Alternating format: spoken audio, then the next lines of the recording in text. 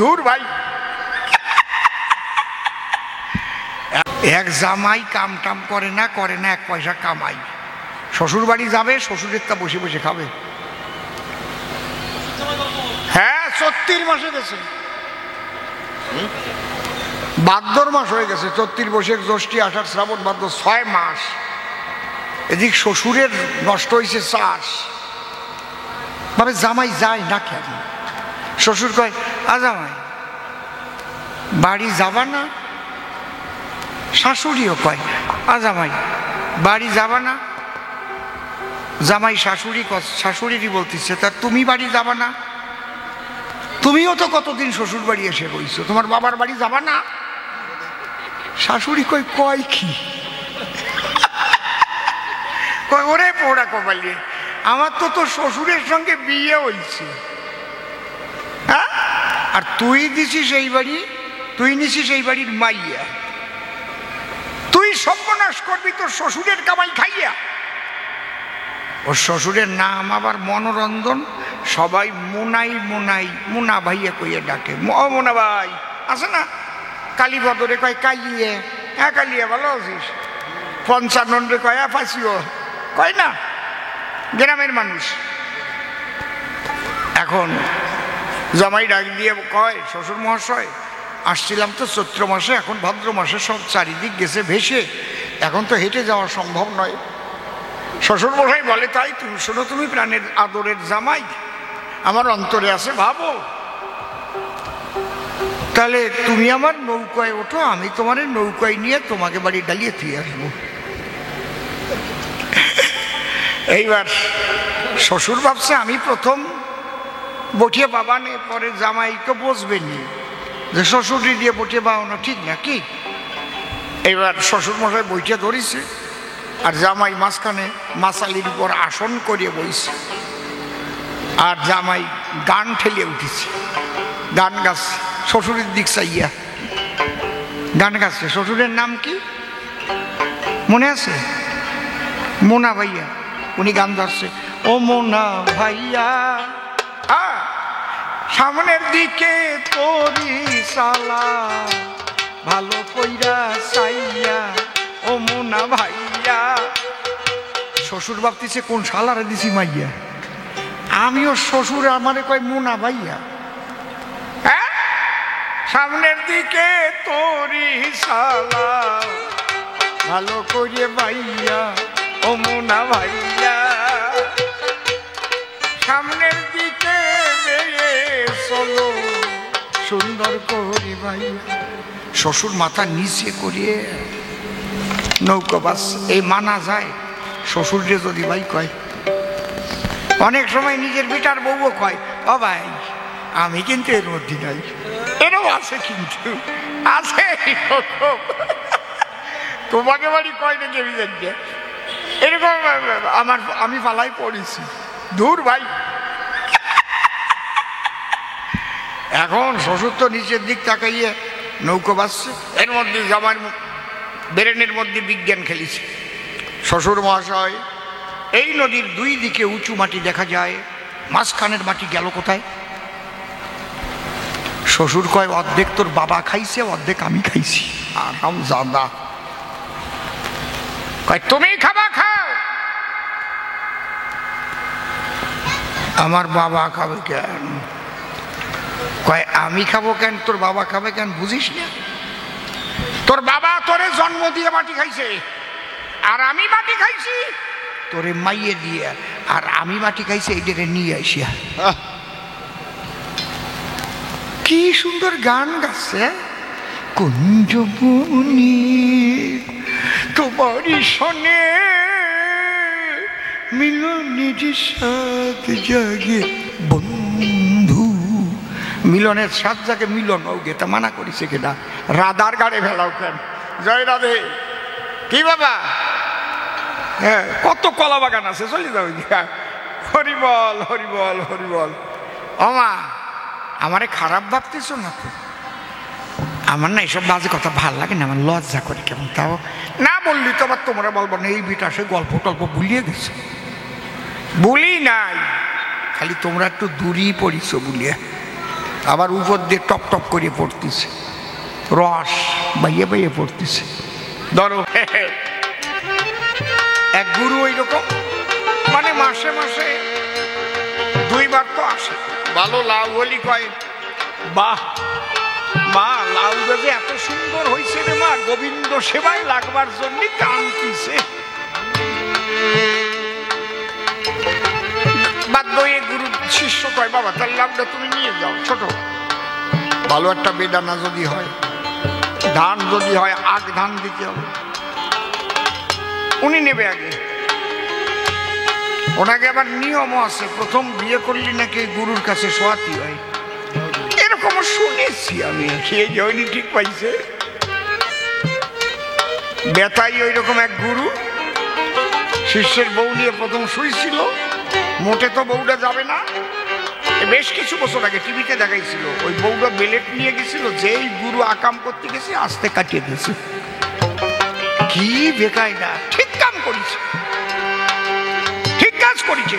শিষ্যের বউ নিয়ে তুমি যাচ্ছ অপকর্ম করতে, ওই কয়টার ওই দিয়ে কাটিয়ে দেওয়াই উচিত। খারাপ কথা কই নেই তো নাকি? তোমরা কি কও, খারাপ কথা কইছি? ওই রকম ওই শিষ্য বাড়ি যায় আর ভালো ভালো জিনিস নিয়ে সে বাড়ি বসে খায়, বুঝলে? আর পয়লা বৈশাখে এইবার আইছে, পয়লা বৈশাখে বছর 9-এর ছেলেটারে সাথে করে নিয়ে আইছে রে বাবা। এইবার ওই বউটা কিন্তু জ্বালায় জ্বালায় জ্বলে গেছে। এত দিয়ে পারা যায়? এত তোলাই আর তোলা আদায় করে যদি গুরু আর গোসাই, এই গুরুর জন্যে আমি জ্বালায় বলিয়ে যাই। আজকে শিষ্যের বউ একটা কাজ করেছে, 1 বোতল সর্ষের তেল আনিছে। ভালো সর্ষের তেল, মোদি কেয়ারের সবচেয়ে ভালো সর্ষের তেল পাবেন আপনারা, মোদি কেয়ার ফাইন তেল।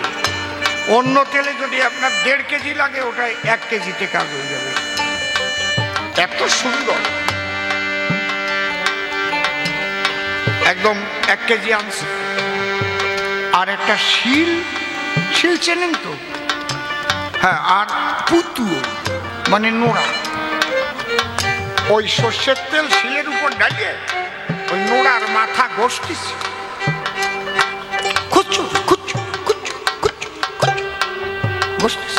এই টাইমে গুরু এই ছেলে নিয়ে দরজায় আইছে। আমা তোমরা ভালো আছো মা? হ্যাঁ বাবা আইছো নাকি?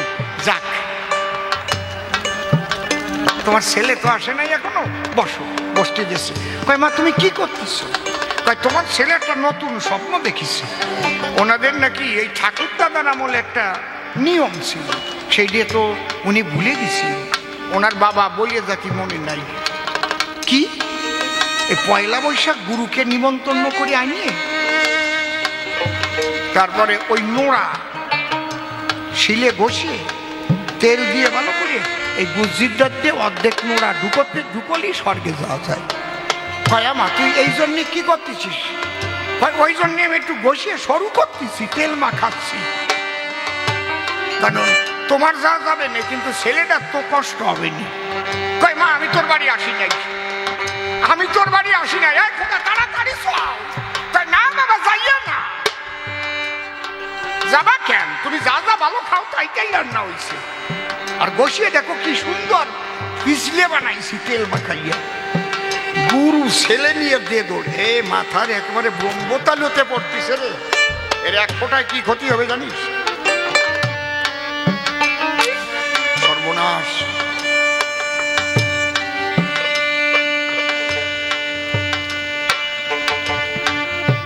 যা যাবার গেছে চলে।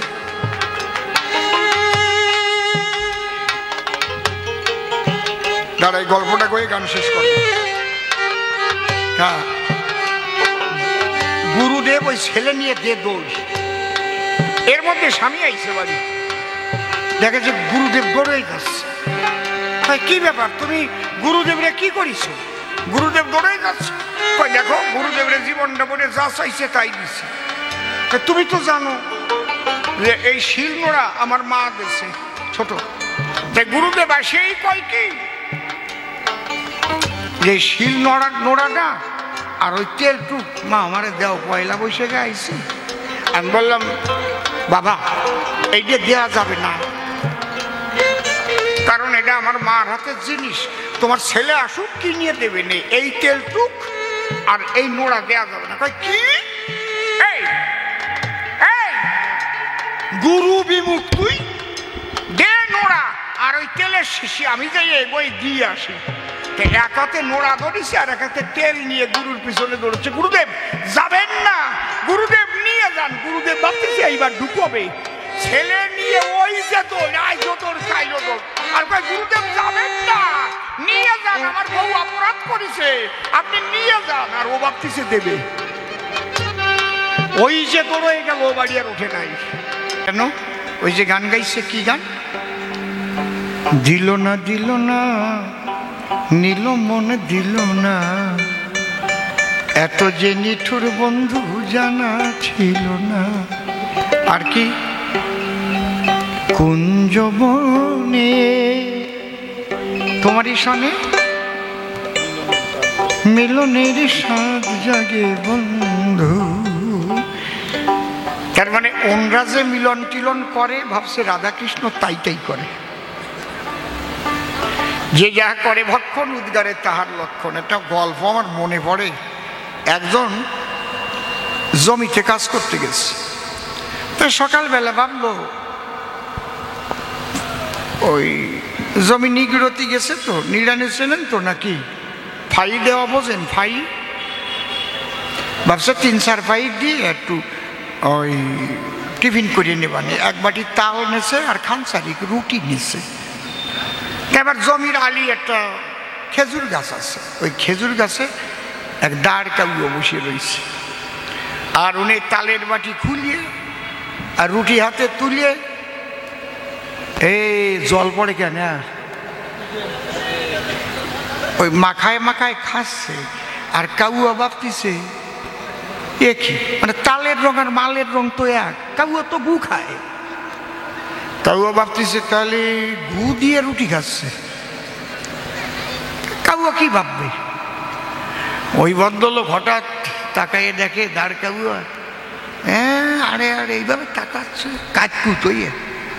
ভদ্রলোক কয় ডাক দিয়ে, ও কাউয়া তুমি যা ভাবছো তা না, আমি তাল দিয়ে মাখাইছি, তুমি ভাবছো আমি গু দিয়ে খাচ্ছি, বুঝলে? রাধাকৃষ্ণ তাল দিয়ে মাখায়, তোমাকে মতো গু দিয়ে মাখায় না। সব কিছুর সাথে সব কিছু তুলনা দিতে আসে না। গান লিখেছে কিনা, কার সাথে ভালোবাসা করেছে, সে ছাড়িয়ে চলে গেছে, সেই গান লিখে বাউলটা গাইয়ে বেড়াচ্ছে, ওইটা রাধারানীর গাড়ে চাপাই দিয়েছে। কি যন্ত্রণা! এ জানলে আমি এইটারে নিয়েই আসতাম না। কি ধরনের এক হরিবল হরিবল।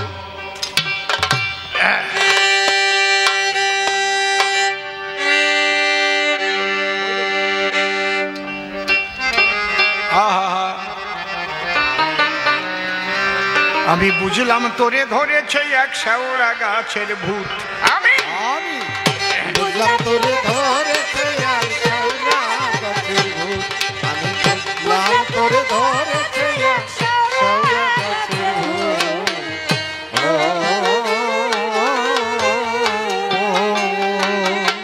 তাই পেতনির মতো হাসিস কেবল, পেতনির মতো হাসিস কেবল, পেতনির মতো হাসিস কেবল, গল্প বলায় ভারী জুত। বুঝলাম তোরে ধরেছে এক শেওড়া গাছের ভূত, রে বুঝলাম তোরে ধরেছে এক শেওড়া গাছের ভূত।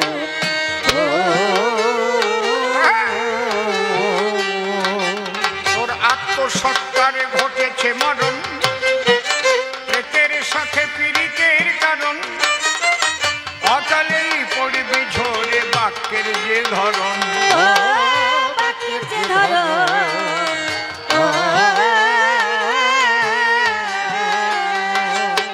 আগে শরণ নিয়ে গুরুর চরণ, শরণ নিয়ে গুরুর চরণ, আগে শরণ নিয়ে, আগে শরণ নিয়ে গুরুর চরণ, জীবনটা করণী খুদ। বুঝলাম তোরে ধরেছে এক শেওড়া বুঝলাম তোরে ধরেছে এক শ্যাওলা গাছের ভূত। ও শ্যাওলা খেলে বিলের টিটকুটি, কাতলার মতো হয় না চোখ দুটি, কচু গাছে হয় না বোকার ঘর বাঁধা খুঁটি।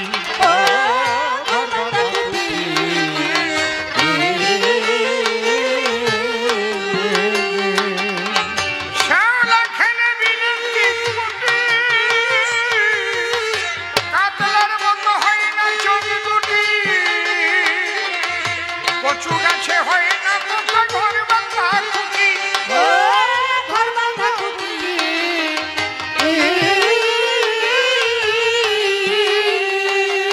তোর মিছেই হবে ছোট ছুটি, নিচেই হবে ছোট ছুটি। মিছেই হবে ছোট ছুটি, চরিত্র না হলে ভুল। বুঝলাম তোরে ধরেছে এক শ্যাওলা গাছের ভূত।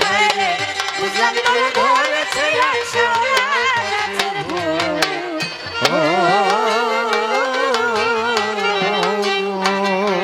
অধম অসীম বলে ঠিক সময় বুঝে, মানুষ রতন চিনে লও খুঁজে, সাধন করার শুদ্ধ সময় জীবন সবুজে। ও জীবন সবুজে।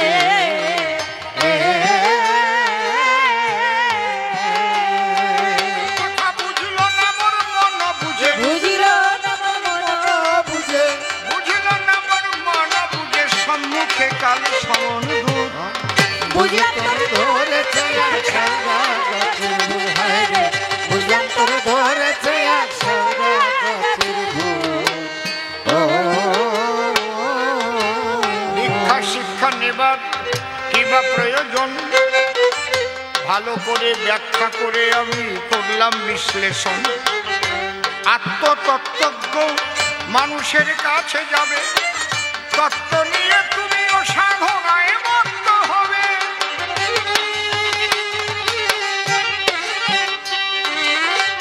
তার বিরোধিতা করতে গিয়ে দিয়েছে প্রমাণ, দীক্ষা শিক্ষা নেয়নি তো বীর হনুমান। সে তো বুক চিরে রাম সীতা দেখাইল, তাহলে কি করে দীক্ষা শিক্ষার দরকার আছে বলো?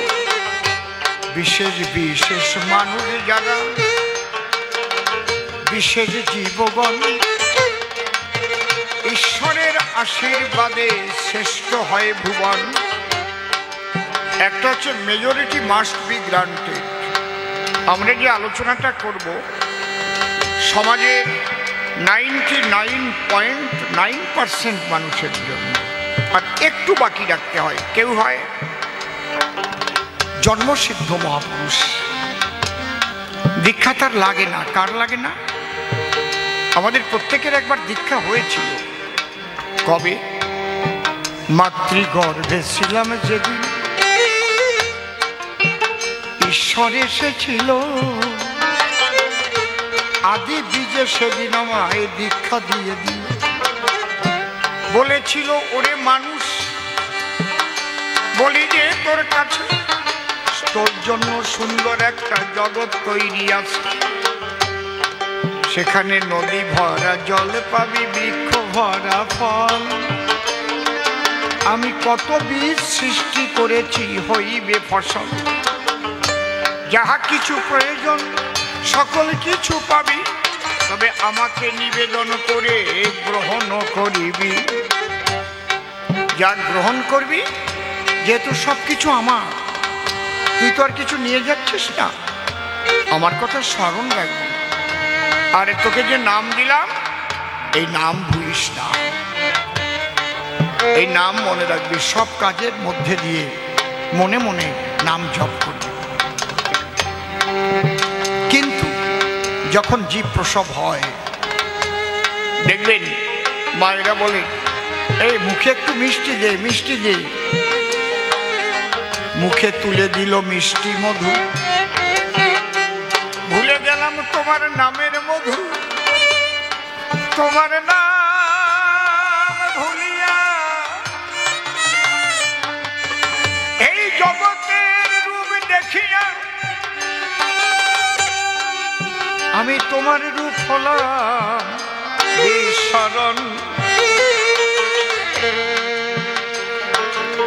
জন্মসিদ্ধ মহাপুরুষ যারা, ওই নাম মনে রেখে চলে তারা,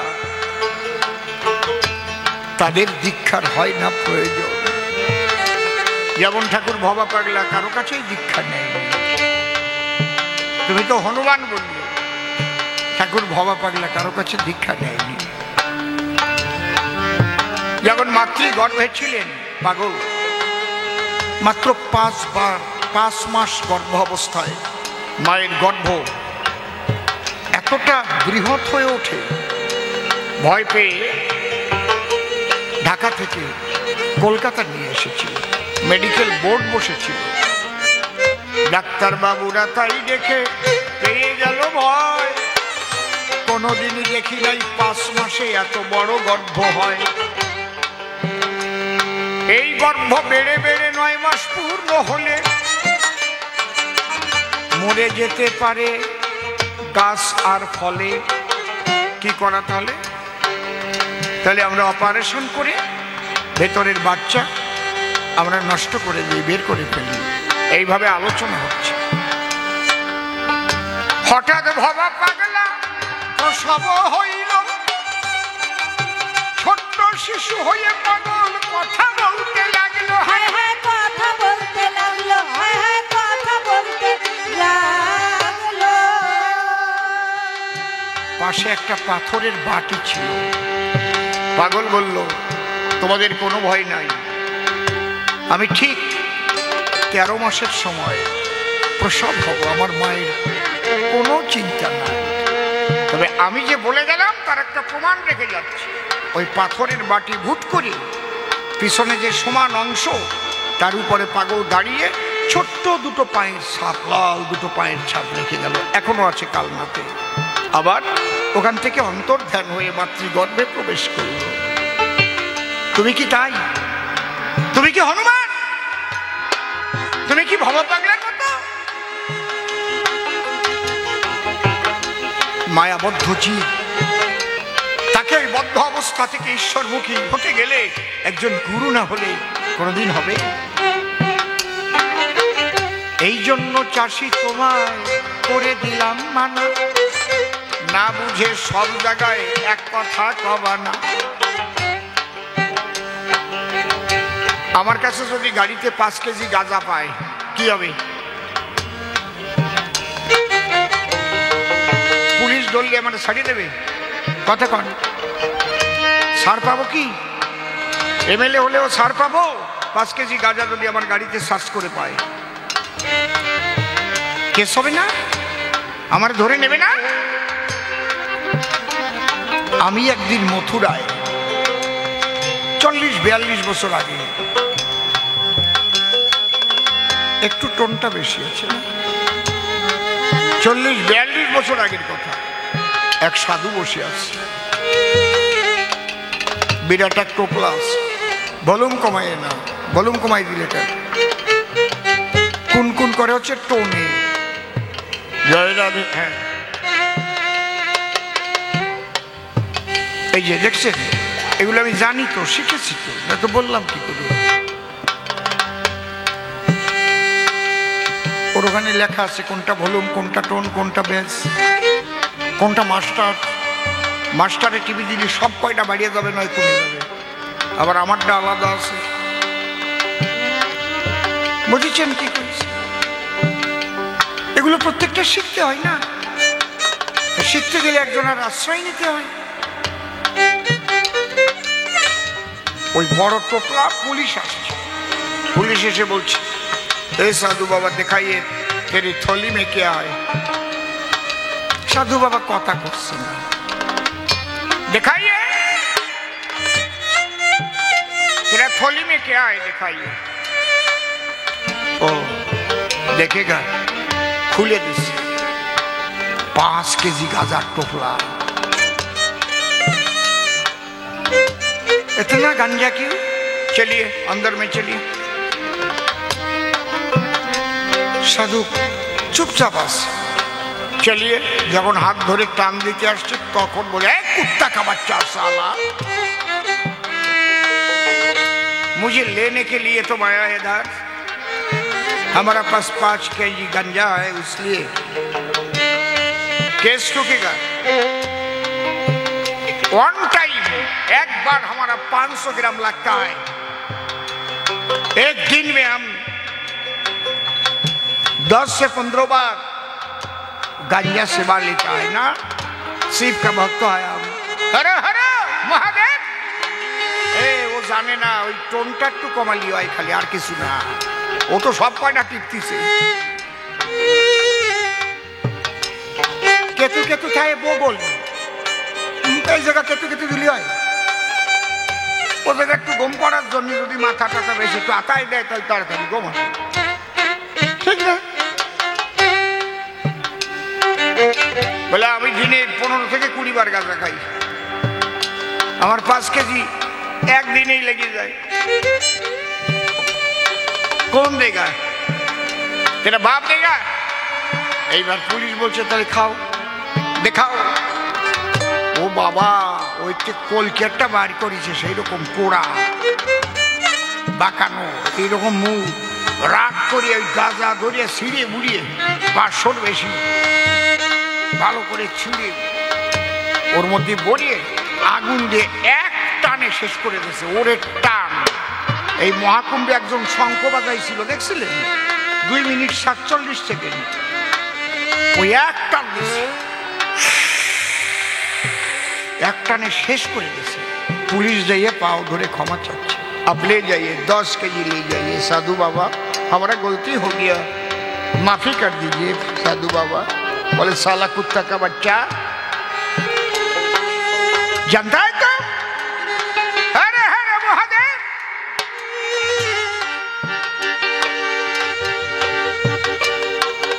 তুমি কি ওনারে ভাবিস ওই যে শ্মশানে থাকি একটু গাঁজা খালো ফুক ফুক করে ওই দল?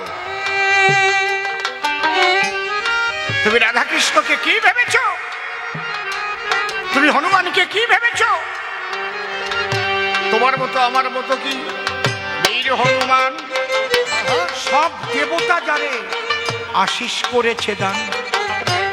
নারায়ণ বলেছে মরবে না আমার চক্রেরই দ্বারায়, ব্রহ্মা বলল আগুনের দ্বারায় হবে না সে ক্ষয়, শিব বলল শোনো শোনো তুমি অঞ্জনার ছেলে, তোমার মৃত্যু হবে না আমার অক্ষয় ত্রিশূলে। হায় হায়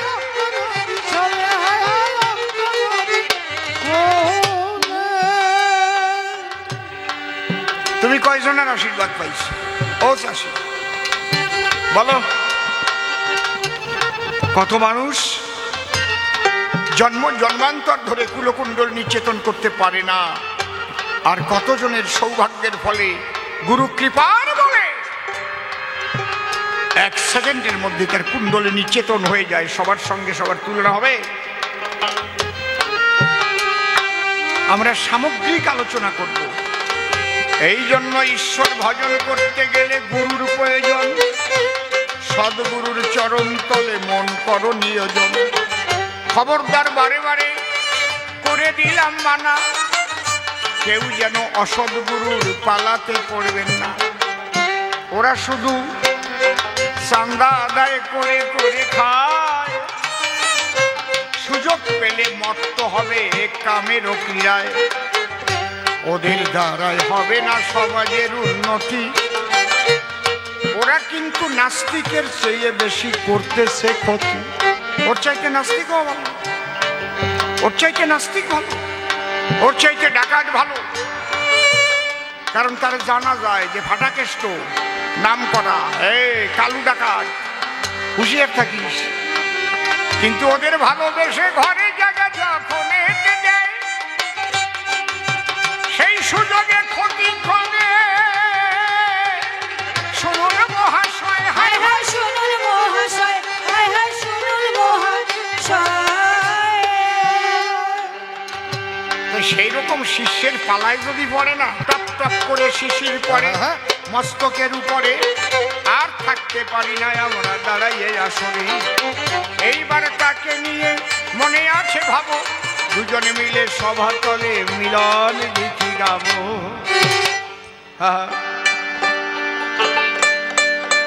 যমুনে যমুনে যমুনে এই কি তুমি সেই যমুনে প্রবাহিনী যমুনে যমুনে এই কি তুমি সেই যমুনে প্রবাহিনী যমুনে আরে বিশালে তটে রূপের হাটে বিখ্যাত নীলকান্তমণি যমুনে এই কি তুমি সেই যমুনে প্রবাহিনী যমুনে এসো তুমি সরল চাষি চাষি আমি ভালোবাসি তোমাদের ফসল খেয়ে মুখে ফোটে মধুর হাসি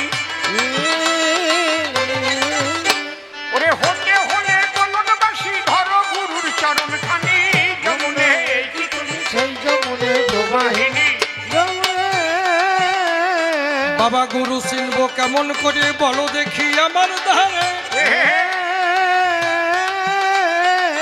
কি লক্ষণ থাকে বলো গুরুদেবের ভিতরে ওই আমার জানতে বড় ইচ্ছে করে তুমি বলো আমি শুনি যমুনে আরে প্রেমিক গুরু হলে পরে কৃষ্ণ বলে নয়ন ঝরে সেই গুরুদেব সদা থাকে প্রেমানন্দের বাজারে একটা মিলতে পারে হয় হাজারে জেনে রেখো মধুর বাণী যমুনে এই কি তুমি সেই যমুনে প্রবাহিনী যমুনে অন্তরে মোর আছে ভাবো তোমার পদে আশ্রয় নেব তোমার পদে আশ্রয় নিয়ে গুরু মন্ত্র গ্রহণ করব ওই আমার দেহ শীতল করিব কি আনন্দ হবে শুনি তাহলে দেহ জমি চাষ করিতে এলে যখন আমার সাক্ষাতে সদা তুমি চলো বাবা বিবেকের লাঙল নিয়ে হাতে জমি চাষবাস হবে তাতে মনে রেখো আমার বাণী যমুনে এই কি তুমি সেই যমুনে প্রবাহিনী যমুনে বাবা তুমি আমার কথা নেবে দেহ চাষ তুমি করবে মন্ত্র দিয়ে তুমি দেহ যে ভালো বানাবে তুমি দীক্ষা মন্ত্র লাগিয়ে দেবে মানব জীবন ধন্য বলি যমুনে চাষি গুরুর কাছে দীক্ষা নিল গুরু শিষ্যের মিলন হল বদন ভরে সবাই মিলে প্রেমানন্দে হরি বলো আমাদের কবি গান আজ শান্ত হলো মায়েরা দেউল ধ্বনি যমুনে এই কি তুমি সেই যমুনে প্রবাহিনী যমুনে বলো রাধে রাধে রাধে রাধে রাধে রাধে রাধে রাধে জয় শ্রী রাধে জয় শ্রী রাধে রাধে রাধে রাধে রাধে জয় শ্রী রাধে জয় শ্রী রাধে রাধে রাধে রাধে রাধে জয় শ্রী রাধে জয় শ্রী রাধে রাধে রাধে রাধে রাধে জয় শ্রী রাধে জয় শ্রী রাধে গোবিন্দ জয় জয় গোপাল জয় জয় গোবিন্দ জয় জয় গোপাল জয় জয় হরে রাধা রমন হরি গোবিন্দ জয় জয় রাধা রমণ হরি গোবিন্দ জয় জয় বলো হরি বল হরি বল হরি বল হরি বল জয় হরি বল হরি বল হরি বল হরি বল হরি বল হরি বল জয় মাতা পিতা বল হরি হরি হরি বল জয় মাতা পিতা বল হরি বল হরি বল জয় জয় রাধা কৃষ্ণ নিতাই গৌর প্রেমানন্দে হরিচাঁদ গুরুচাঁদ মাতা পিতা প্রেমানন্দে হরি হরি বল হরি বল হরি বল হরি বল জয় ভবা জয় ভগবান